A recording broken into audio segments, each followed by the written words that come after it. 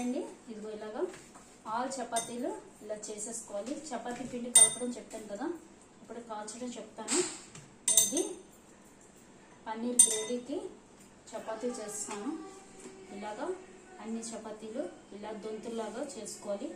ఒకదాని మీద ఒకటి వేయకూడదు, కొంచెం ఇలా తీసుకోవడానికి వీలుగా, అంటే కార్నర్స్ మనకి ఓపెన్గా ఉండేటట్టుగా అలా పెట్టుకోవాలి.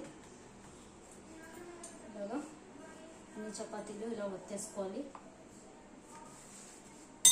ఒత్తుకుంటే మనకి ఏకం కాల్చేసుకోవచ్చు.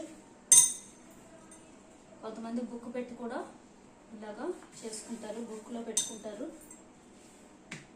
ఒకదానికోట అతుక్కోకుండా బుక్ మీద పెట్టేసుకుంటారు. అన్నీ కూడా ఒక్కొక్క పేజీలో ఒక్కొక్క చపాతీ పెట్టుకుంటారు, అతుక్కోకుండా ఉంటాయని.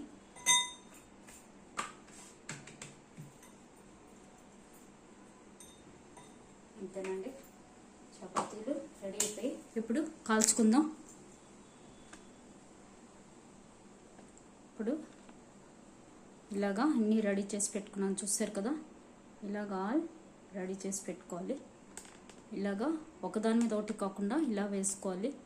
దొంతులా కాకుండా ఇలా పరిచినట్టుగా వేసుకోవాలి. ఇప్పుడు చపాతీ కాల్చేసుకుందాం. ముందు పెనం వేడి చేసుకోవాలి. అయ్యండి, ఇప్పుడు చపాతీ కాల్చుకుందాం.